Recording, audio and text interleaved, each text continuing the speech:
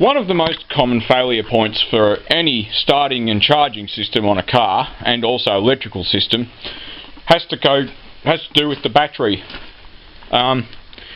These terminals like this, or even if you've got different terminals, but anywhere where you get wires that are crimped or soldered into lugs that are bolted somehow to the battery terminal, you generally get problems. Now, all I've done to this so far, I got bicarbonate of soda, I mixed it up with some warm water, and I poured it on the top of the battery and the terminals.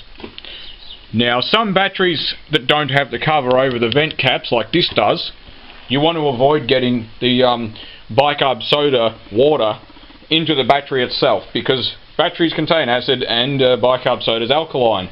It will result in a reaction where it will partly neutralise the acid in the battery, and it could also spit acid in your face if you're not careful. But yeah, but neutralise the acid around the battery tray and all that. This battery really has to come out for that. I've also done this one, but this one's in pretty good shape. This is the original system they used on EA to ED series Ford Falcons, and a lot of people don't like this system, but that's because they don't maintain their starting and charging system and battery and electrical storage system, which is the battery.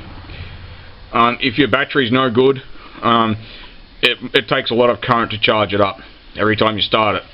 So then you get more outgassing of the battery's contents, which is, acid and hydrogen. So basically sulfuric acid vapor and hydrogen gas.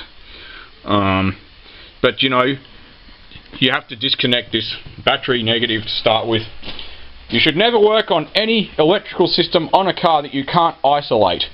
I mean, it is good enough, to just turn the key off if it's something that's supplied by the ignition, okay? But just be aware that things like these relays under here and under this coolant tank, they have a hot terminal at all times via a fuse, so straight to the battery, which is terminal number 30 on them. But you should always take this off. Also, be further aware that some cars need special precautions when you're disconnecting the battery. Like some, European cars, they won't just start straight back up. I don't really work on European cars, but I've heard horror stories where people take a battery out, then they put a new one in, and then the damn thing won't start till they take it to a dealership and have something done. But any car that's much later than 1988, especially a Holden or a Ford, they tend to have a code for the radio. So if you're running an original radio like this is, I don't know whether you can see that or not. You see that original radio there?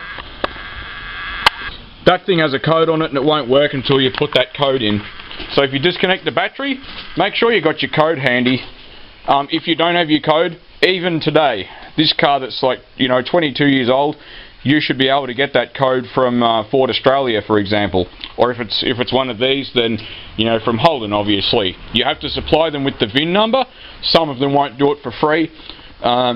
It was just an anti-theft thing for the stereo, because at one point in time it was really common for stereos to be knocked off. I assume aftermarket ones still are. But neutralise the acid first before you do anything. That way you won't get it on your hands, and then you might scratch your leg or your ass or something, and you end up with a hole in your jeans, because over time it has the ability to do quite a bit of damage.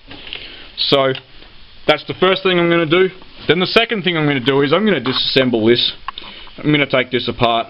I'm not going to initially take this through bolt out. I'm going to leave all that on and just take these two nuts off so I can clean that up with the wire brush. All I've got is just a cheap shop wire brush cup. You can buy sets of them from any cheap shop that sells tools and stuff, and I find them to be just as good as what Bunnings and all that sell, so except they're about $6 for a whole set of different ones instead of $6 each. I think I paid maybe it was $10 or something, and I got all different sizes. There's a bigger one, there's a side one, a flat one type of thing. There's all sorts of different ones. But anyway, I'm going to get to it. I'm not going to shoot too much. I think with the nuts removed, it clearly illustrates what the problem here is. You can see that these are all corroded and shitty looking, and if it's in frame that is, and the backside's not too bad, and the other ones are not too bad, but I've kept these all separate because it looks neat the way it was, and Not that I don't think they were in any special order. I'm going to tuck them away, out of the way. Don't damage the wires or anything, because, you know, you're going to be using the drill. And these plates like to break right here. They like to break where the two bits join. I don't see any evidence of it breaking. I can't really tell because it's all dirty. But for now it's fine. So I'm actually inclined, if this plate fails, to get a decent heavy piece of brass or something and actually make a plate like that. You don't need the studs, you can always use the nuts. Because I've got to say, this is a much neater system than aftermarket terminals. Really, you know, these caps fit neatly over it and all that too. So I'm inclined to actually keep it the way it is. Then this would be very easy to make and bend it to this profile. Something to keep in mind. I mean, if you're going to have a subwoofer amp, you could make a different plate that was longer and you could power it that way.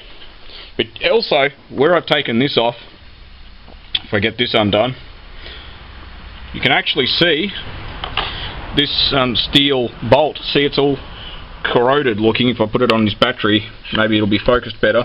You can see it's all corroded and stuff. So you've got to remove all that corrosion, because where it joints to this lead terminal, it's never going to make a good connection. It's always going to be unreliable. And same with the back side of this plate here. This is the negative side. It's all like crappy, and you know, this is all dirty and stuff. And that's important, because you know, you never have reliability with that kind of setup. You just can't. It doesn't work. Maybe a hand wire brush would be better to clean this, but I'm going to keep this slow and be very gentle, because it would be easy to damage something. You don't want to wire brush plastic or the car or something, so you're probably better off to take this all the way off and do it in a vise. But I don't have a workbench with a vise on it, so at the moment. Well, what I've done, I've got to pull this off completely to actually do, you know, but under this bolt, you know, and all that. I haven't done that, but I've just wire brushed it. I'm sure I could do better. Maybe I'll actually get a screwdriver and just scrape. I'm not going to focus. That damn camera. Focus, you. I'm going to scrape underneath those two studs a bit better, but these need to wipe down because they're all covered in grease from my hands. But you can see that I've just wire brushed them up. You know, all I've done is remove the oxide layer basically, and dirt and shit. I did keep them in order just because they were quite neat the way they were done. These over here, you know, they go down to the same connector. No, they don't. Yeah, it doesn't matter. We can separate them like that. We don't. The order doesn't matter. Just make it look neat, all right? They probably didn't even bother about that in the factory, so whatever. But I've just given them all a clean. I'll give them a wipe down and whatever else. Do the same with the negative. I wasn't going to, but the negative's not corroded, so maybe it is alright. But it's very greasy, so this camera ever focuses. Yeah, it's very dirty, but yeah, I've given it a clean up. So yeah, it's pretty good. I mean, I'll obviously be doing this, finishing this before I connect the negative up, because that would defeat the point of having the negative disconnected. The nuts, what I've done with the nuts is, that I haven't done yet.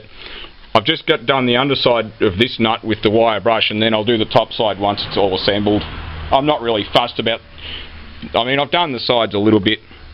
You know, new nuts would solve the problem too, for that matter, but we have these nuts, so we're going to use these ones. Be aware that if you have them all sitting around, they look the same.